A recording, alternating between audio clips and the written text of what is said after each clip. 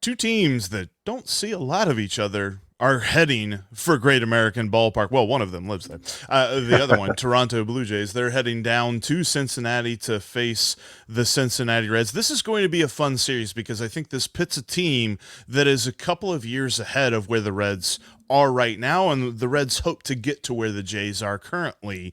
We're going to talk all about that here on today's Locked On Reds, Locked On Blue Jays crossover. I am Jeff Carr, one half of Locked On Reds. My co-host Steve Offenbaker will not be with us here today, but joining me, and I'm joining him, Craig Ballard, Locked On Blue Jays. Really happy to have you, Craig. Hello, friends. Yes, indeed. Craig Ballard, Locked On Blue Jays. June 20th, 2014. That's the last time the Toronto Blue Jay fan base enjoyed a victory in Cincinnati. Now, we haven't been back there since 24. I mean, don't get me wrong. And since he did win the next two in that series, I mean, don't get me wrong there. But yes, to your point about two teams that don't get together a whole lot, well, this is the new reality, right, Jeff? We've got the balanced schedule now. We're going to be seeing more of each other. It's going to be a lot of fun, and yes, this is. I mean, that's one opposite end of the spectrum. That was when the Reds were heading down into the doldrums. Now we all believe, and I think we're right to believe that they're heading out of the doldrums. So we'll talk a lot about that. Craig and I are both lifelong fans of our team. If you can't tell by referencing 2014 to start that is letting you know we love our teams. And we've been doing this every day, all season long. You can catch your Jays information on Locked On Blue Jays. You can catch your Reds information on Locked On Reds because we are part of the Locked On Podcast Network, your team every day. And we've got a great conversation coming up here with a couple of different comparisons. I want to look at the star for the Jays and the budding star for the Reds and kind of compare those two guys. We're going to give you key players to watch in this series. And before we do all of that, I wanted to let you know that today's episode is brought to you by Sleeper. Download the Sleeper app today. Swing for the fences on Sleeper picks, and you could win up to 100 times your money. Download the Sleeper app. It's the #1 sports app on the App Store and use promo code Locked On. You'll get up to $100 match on your first deposit. Terms and conditions apply. See Sleeper's terms of use for details. Currently operational in over 30 states. Check out Sleeper today. And Craig, what I want to check out today, because everyone in Cincinnati is really excited about Elly. I guess so. Really excited about a couple of different guys, but the Blue Jays have experienced that excitement. And for the past couple of years, looking ahead for the next 5 years, let's pretend there's no contract situations. Both these guys are signed for the next 5 years, period, plain and simple. Who would you take, Vlad or Elly? Well, I mean, that's the #1 thing I would look at is the contract. So you've taken that off the table because I love Elly on the rookie. Because you've taken that off the table. I still may surprise you here, Jeff. It's Elly. I mean, Vladimir Guerrero Jr. he's not a 4-letter word in the Blue Jay fan base right now, but that's where his arrow is pointed. The Toronto Blue Jay fan base, the majority, and I always enjoy having these crossover conversations because I notice that the other fan bases are still viewing Vlad as Vlad, as that Vlad that we thought he would be. Toronto Blue Jays, as you said, Jim, living at every single pitch. Toronto Blue Jay fans will tell you, wait a minute. This guy has been an absolute disappointment. 48 home runs in 2021, 50 since.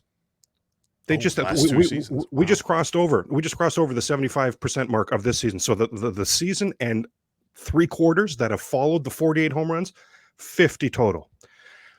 I was doing the math on this, Jeff. If you take the 2021, because they played at TD Ballpark, that's not a major league ballpark, and they played in Buffalo, not a major league. It was the COVID season, one of the 2 COVID seasons, I should say. Well, if you take Vlad's numbers out of those ballparks, then he's hitting about 270, and he's on pace for about 28 to 29 home runs a season. Now, there are a ton of big league players that we would say, oh my God, can they sign up for that right now? Like, holy cow. Right. Hey, Ma, did you see what I did? Like, there's a ton of big league players where that flies. Vladimir Guerrero Jr.'s potential, Jeff, that is not acceptable. What we've seen from Vlad this season, not acceptable. He's hitting like 238, something like that since the All-Star break. Again, not acceptable. He's hitting in that 3 spot in the Blue Jays lineup. He's had numerous signature moments, opportunities this season. laid an egg every single time. I think it may surprise you to find out, Jeff, the Blue Jay fan base is a little bit down on Vladimir Guerrero Jr. right now. And I just don't see anything to be down on from Elly right now. I mean, what aspect of the game do you covet? He's going to hit. He's going to hit. Yes, he's going to run. He's defense. My goodness. I mean, first basemen have to prepare themselves mentally for that throw that's about to come from this guy's arm. Like, what else do you want from this guy? So next 5 years, it may surprise you, Jeff. I'm going Elly. That is surprising. And I guess I hadn't looked that deep into it, but you're right. Vlad's biggest asset is his power. And if his power hasn't quite been there the way it was in 2021, because I remember the Reds played them in was it last year in Toronto? Yes. Because Jays took 2 out of 3. The saddest part about that is the only thing I remember about that series is that the Reds had to start Taylor Motter at third base because they had a couple of guys that weren't vaccinated and couldn't cross the border. That's right. Yeah, that's right. Yeah, and he made a couple of big errors, didn't he? I think he made a couple of big errors that led to Blue Jays wins. Actually, yeah, a good memory for me, not so good for you, I guess, Jeff. Okay, it's a little bit of a nightmare, but no, it's funny that's what I remember about that. But yeah, no, and thinking about Vlad, like I'm like, okay, he's a consistent force in the middle of your lineup. I bet this would be an interesting comparison. But so, who would you say Bo Bichette then maybe would be a little bit of a closer comparison? Yes. Okay. Yeah, a great call. Absolutely, yes. Bo Bichette. Now, speaking of key players we're looking forward to this weekend, it's very possible that Bo Bichette walks back in the door. I know you guys are looking forward to Hunter Green, so we'll get into that. I know we'll get into that, but it's very possible that Bo Bichette's about to walk back in the door for the Toronto Blue Jays, and giddy is the way to describe the Blue Jay fan base about that. When that injury happened, the only cause for optimism is he did gingerly, but he did walk off on his own. But boy, oh boy, it looked bad. If you could stop time and forced me to bet one way or the other, I'd be betting a ton. Season over, and let's hope we get a full season in 2024. That's how bad it looked. So just to have him coming back is massive. Bo in 2021 and 2022, each of those seasons he played 159 games. Obviously, that's not on the table this season with the injury, but I went back last night, actually, just wanted to see. So I looked at his last 159 games. Bo's hitting 331 in his last. I mean, is that good, Jeff? Is that good? Yeah. He's been out injured for a while now, and he's still, for the third straight season, going to lead the league in hits. I mean, is that good? And I was looking at his defense as well, because that's always going to be the knock from Bo is the defense. Ton of errors. Now, in 21 and 22, he made an error every 24 chances. This season, it's an error every 39 chances. So his defense is developing before our eyes, and the offense, ever since September of last season, this kid at the plate has been a video game. Nice. That's something that I'm looking forward to seeing, because you're right. I did see the videos of that injury, and I was like, oh my gosh, that is a key dude to go down that way. But no, that's a good thing, because when you look at how he has hit, and when you look at what you hope Elly can do, but he's not quite there just yet. The one knock against Elly, and then I'm pretty sure there's somebody down in the comments section that is saying he strikes out too much. He strikes out a lot. He's got some plate discipline learning to do, I believe. But when he learns that, it's not as if he's going to become an everyday major league player. He's going to become a great major league player. His floor is so much higher than players that we're used to, because there's lots of fans that want to compare him to failed projects of years past, and he's nowhere near that, because he is so good at everything else, like you said. And that's the one knock, though, is like, how can he kind of hone his plate discipline, hone his game strategy, in-game understanding? That's just going to come with experience. And I think that that's something we will see as the year progresses and as we get into next year. But I kind of found that to be an interesting exercise, because of the way that the Jays have kind of come up in these last few years, and they've built themselves from within. They've made some big moves, don't get me wrong. I mean, Jose Barrios and all that, but they've also done a very good job of building their core from within. Now, that means that there's plenty to watch in this series outside of just Elly De La Cruz, Bo Bichette, and Vladimir Guerrero. We are going to dive into that coming up next.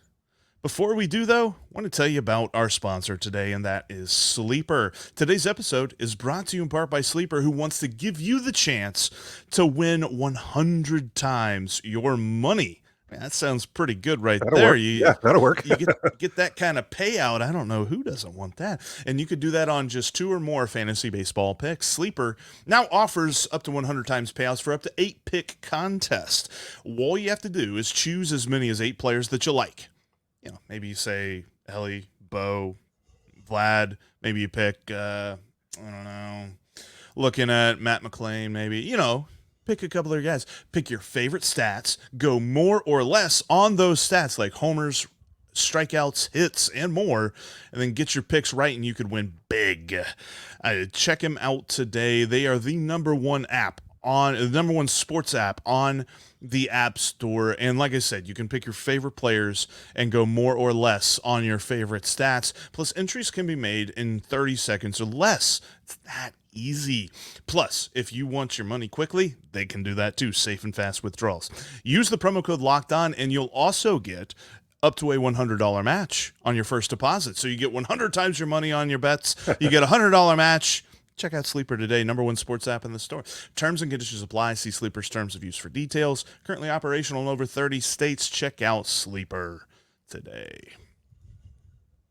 Yeah, that's, looking at this series, there's going to be so many prop bets, so many sleeper picks that you could make. And if you can't be down at the ballpark, you can catch every pitch of the Reds' hometown broadcast and the Blue Jays' hometown broadcast with SiriusXM. Just download the SXM app and search Blue Jays or Reds. And by the way, Craig, this Friday night game, the very first game, it's Yacht Rock Review. We've got a band, a really, really good cover band that covers a bunch of yacht rock songs. And because of that, the Reds are giving out Reds captains hats to the first so many fans. I forget, 10, 20, whatever it is, 1,000 people that show up. And very much looking forward to getting my captain. I don't know what shirt is actually going to go with or if I'm going to look silly, but I'm wearing it on Monday's podcast. I can't wait. Well, it's easy to be excited for you on that, Jeff. In Blue Jay land, we're disgruntled because Friday is an Apple TV game. So I'm glad you have something to look forward to. Yeah, I'm going to be down at the ballpark. Won't have to deal with that one. It's weird, the broadcasting, the way that they've kind of divvied that up. It's just like, just lift the blackouts. That's all we need you to do. Don't put it on every stream. Yeah. Anyway, speaking of watching the game, there's plenty of players to get excited about outside of the key ones that we talked about in the first segment with Elly and Vlad and Bo Bichette. When you look at the pitching matchups in this series, and Friday, the Reds starter is TBD right now. They have Brandon Williamson on Saturday. They have Hunter Green on Sunday. So much talent on the mound for the Blue Jays in this series. I was kind of hoping we'd get to see Yusei Kikuchi, but we just missed getting to see him. But overall, let's start with that. Let's start with the pitching side. Who is the most excited player for you? Because I think you know who it is for me, but who's the most excited Blue Jay you're to see on the mound? Well, shout out to the Hound on the mound on Saturday. I've loved having Chris Bassett be a Toronto Blue Jay, but really, Sunday is full of intrigue. It is a very pleasant surprise for me that the Blue Jays are getting any production. I thought Hyunjin Ryu was finished. I'm excited to be seeing any production from Hyunjin Ryu. Now, thanks to one of our sponsors, Gametime, I bought tickets. I went to his the season debut against Baltimore. Boy, oh boy, did not like what I saw. I liked the curveball. That was the end of the list of what I liked. It was his first start back. Okay. Now, his next two, he's on a streak right now. He'll go in Sunday's start, Jeff, on a streak of 12 1/3 innings in a row without allowing an earned run. So he's not just back, he's performing. He's made it so Alek Manoah is not even on this roster anymore. That's the whole Alek Manoah season is the reason for the bald head. But anyway, yeah. But I'm really looking forward to see if Ryu can continue to contribute. And Friday nights, tonight's starter, Jose Barrios. There wasn't a worse ERA in the league last season than Jose Barrios. He's top dozen this season, probably going to finish in the top 10. He had a string of, I think it was 8 starts in a row that ended a couple starts back, but he had 8 starts in a row where he had lowered his ERA. You kidding me?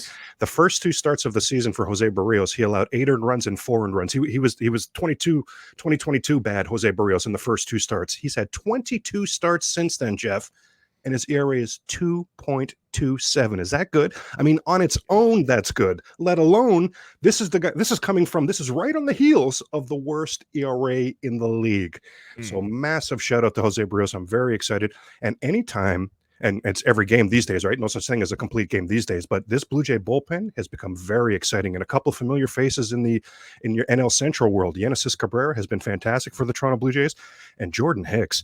I mean, there's no such, he doesn't have a 3-up, 3-down inning in him. There's no such thing as that. Well, I shouldn't say that. He got one the other, but you know what I mean? He doesn't often have the clean innings, but he's electric and he is fun to watch. Yeah, both those guys on the Cardinals really did damage to the Reds lineup. Genesis Cabrera because of the left side, and then Hicks is a dude that whenever he's got runners on, he is the most annoying pitcher, one of the most annoying. There's a lot of annoying pitchers to face, but he's one of the most annoying pitchers to face because he gives you hope. And you know how hope can really be damaging. Oh, no. He gives you hope because there's guys on base. You're like, oh, hey, come back, coming. No, he strikes out the side. Then it's fine. Yeah, strikes out the side, by the way, in 104.3, painted on the corner, by the way. Yeah. Yes.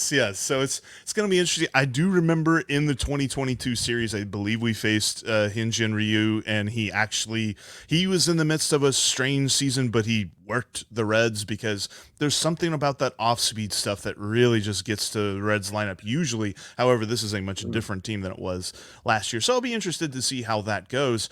Overall, this Reds lineup, when it faces this Blue Jays pitching staff, is going to be a bit of an enigma.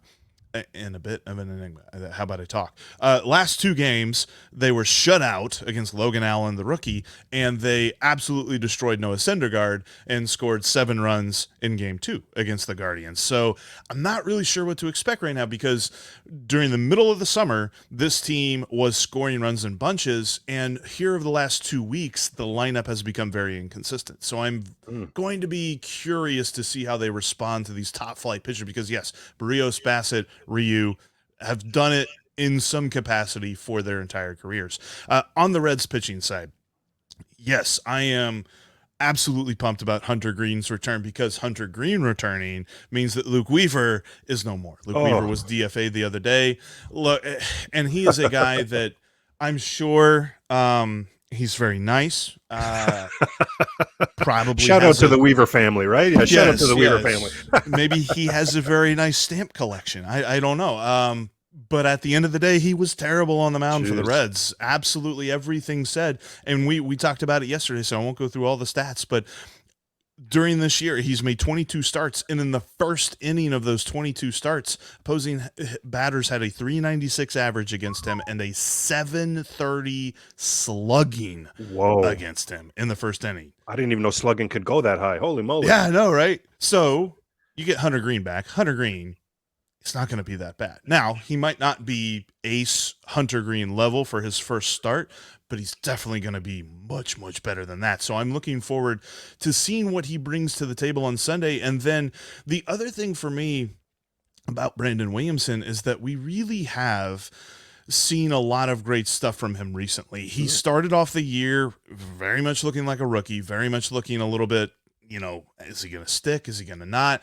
And here recently, he's righted the ship in a big way. So how does he do against this Toronto Blue Jays lineup that is so potent and then can score runs in bunches itself? So I'm very interested to see that. And I'm not interested to see the bullpen. The bullpen is scaring the crap out of me recently because they're so overused. They have so many guys that lead the league in appearances. And don't get me wrong, Alexis Diaz has been electric and I have loved it, but looking at him from an objective point of view, this is the time to face him right now. In the middle of June was not. In the middle of June, he was dominating guys, shutting them down, 1, 2, 3, get you out as quick as possible, get the save, get home. Now he has turned into the version of a closer that just makes you sweat a lot. He's not quite for Reds fans of a certain age that remember David Weathers. He's not there. He's definitely much better than that, but he's starting to give you the, goosebumps every time he comes in, and not the excited goosebumps, the worried goosebumps. So we'll see exactly how this pitching really, because both this team's lineups we know can score a lot. And I think that outside of Vlad and Bo, who is the number one guy that you're looking for to kind of either take this series and run with it or maybe even bounce back in this series? First of all, I just want to mention real quick, because I know a lot of fantasy baseball fans will appreciate this. On Sunday, I'm trying to thread that needle because I have Hunter Green on my fantasy team. So I'm so happy to have him come back, but I'd love him to get back to being Hunter Green as of his next start. But okay, yes. Definitely Brandon Belt. His April, literally, Jeff, either one of us could have had a better April. And I'm talking literally. It hit like 160. So anyway, but since then, he's hitting about 280 in the last 3.5 months, hitting about 280. His on base percentage is over 400. And I'm going to say right now, and this was a Locked On Blue Jay from beginning. One of the very first videos I did for Locked On Blue Jays, Jeff, just before the season started, I made a video about how Whit Merrifield needs to be the X factor for this Toronto Blue Jay team.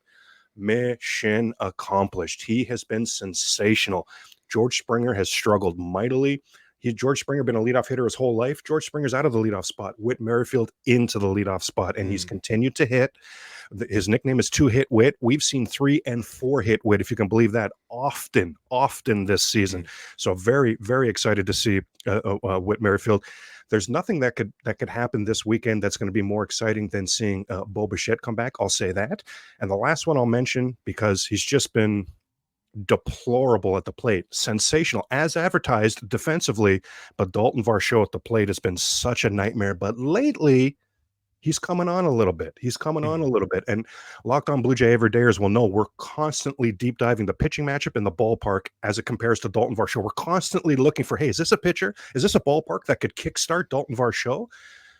These guys have never played in this ballpark before, right? So hopefully that's some cause for optimism for the Toronto Blue Jays that this will be, can work out to be a hitter's ballpark for them, especially as we talked about earlier, especially as this is a ballpark they're going to be going to for the next several years to come. Yeah. Every other year? It's like a home and home every other year or something like that. So yeah, it's exciting to know that this is going to happen a lot more often. And looking at the way that the lineup shakes up for the Reds, like Matt McLain had a beautiful night last night. I mean, we are still buzzing from what TJ Friedl and Matt McLain both collectively did in the 1-2 spot. That 1-2 punch might become very interesting moving forward. The Reds have had a little bit of a lineup shakeup here recently.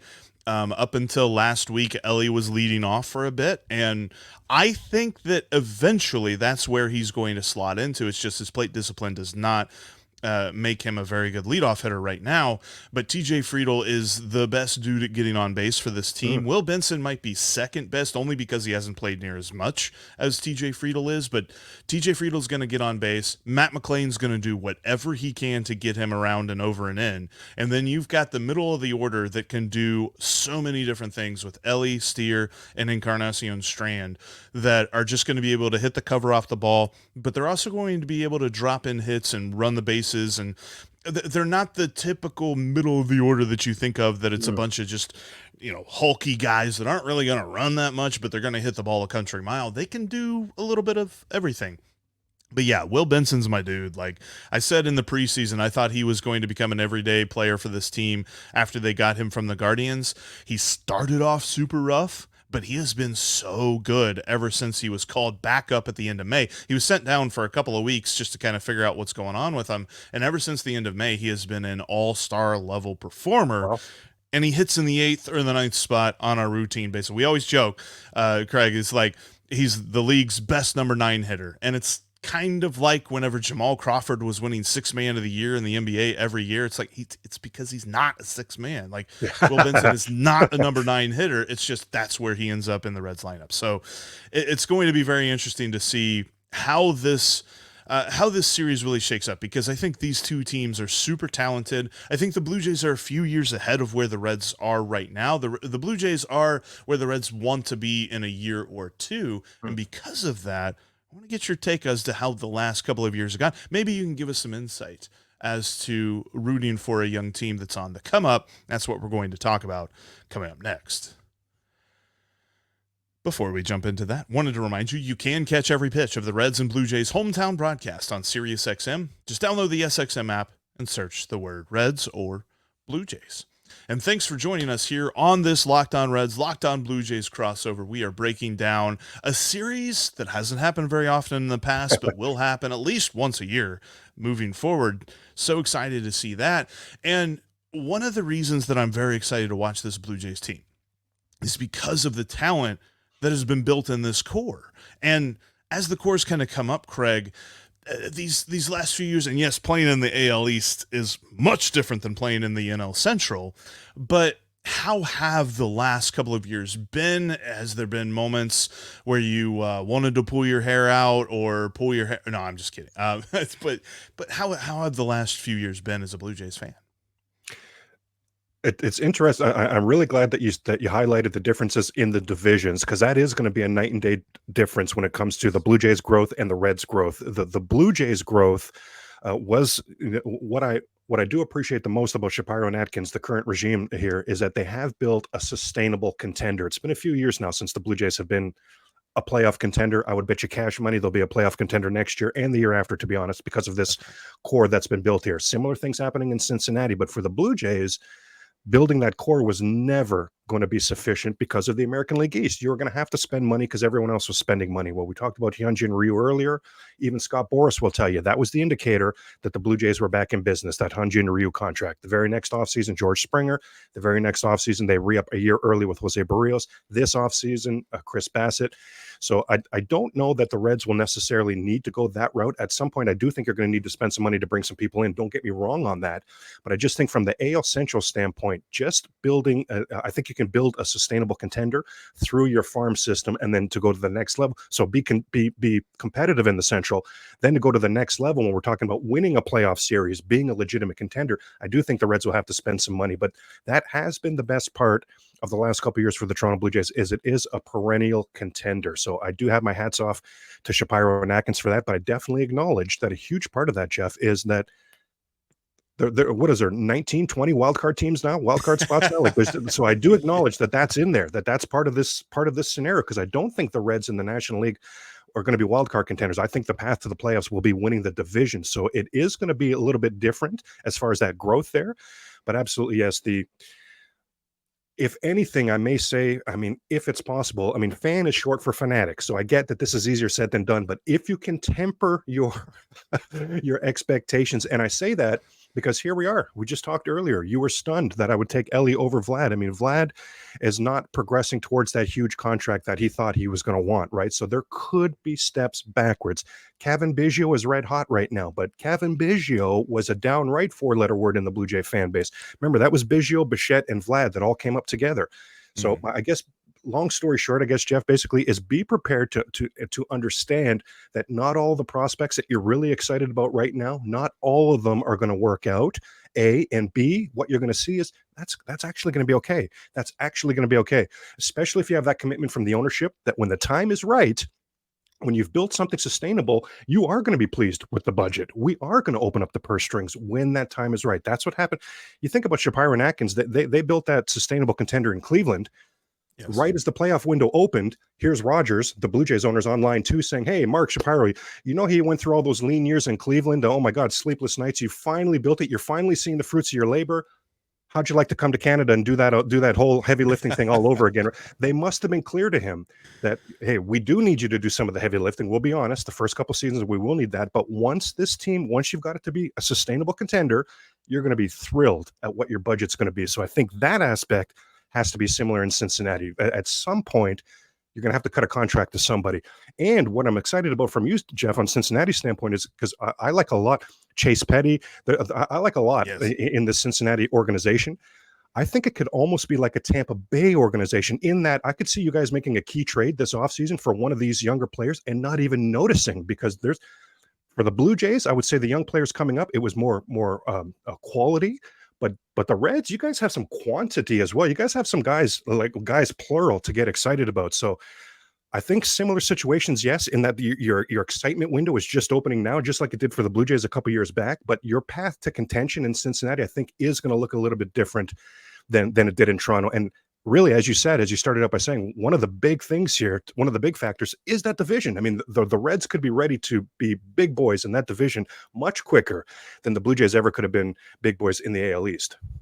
That's on the money, dude, because like I keep looking at different fans and their responses to what is going on with the Reds right now, and especially at the trade deadline, there were so many people that were just like, what do they want for this player? We'll give them whatever they want. It's like, no, this is not the point in the Reds rebuild where you start just overpaying for expiring contracts and overpaying for aging veterans who are either at their peak or coming down from their peak.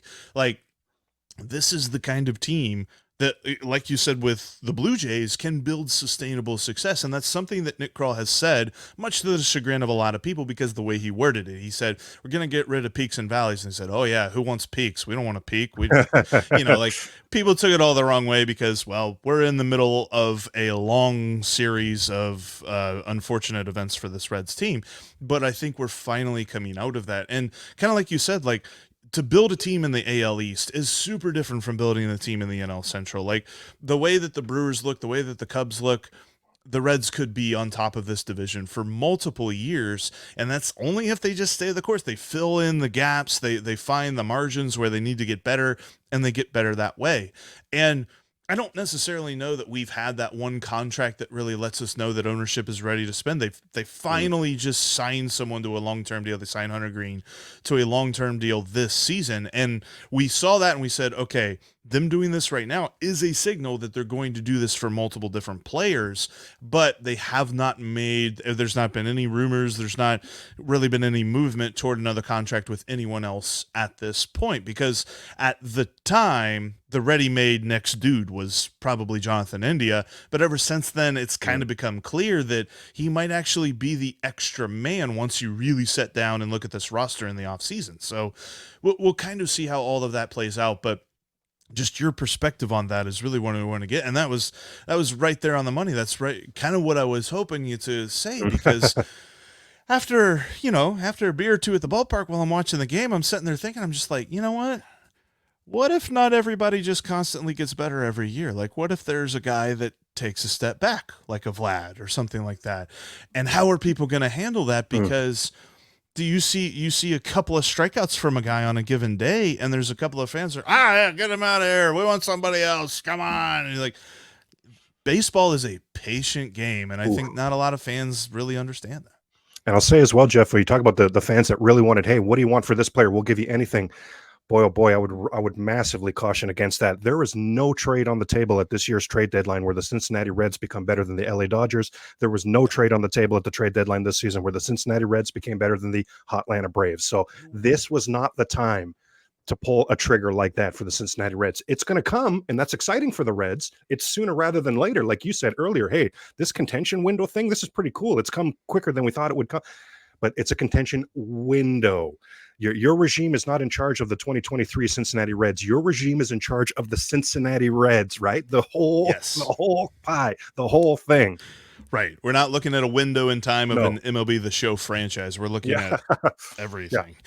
And that is a beautiful way to end today's crossover. Thank you, everyone, for checking out. Thanks to all everydayers for hanging out for this Locked On Reds, Locked On Blue Jays crossover. Before we get out of here, one more reminder: you can catch every pitch of the Reds and Blue Jays hometown broadcast on SiriusXM. Just download the SXM app and search the word Reds or Blue Jays. Make sure that you keep it Locked On Blue Jays and Locked On Reds. We're going to have you covered as we go through the weekend, and you come back on Monday. We're going to give you in-depth recaps. What happened at Great American Ballpark? Did Vladimir Guerrero Jr. eat any Skyline chili? Will Hunter Green have a bunch of strikeouts on Sunday? Who knows? We'll see how everything goes. Make sure you keep it Locked On Reds and Locked On Blue Jays, because we are part of the Locked On Podcast Network, your team every day.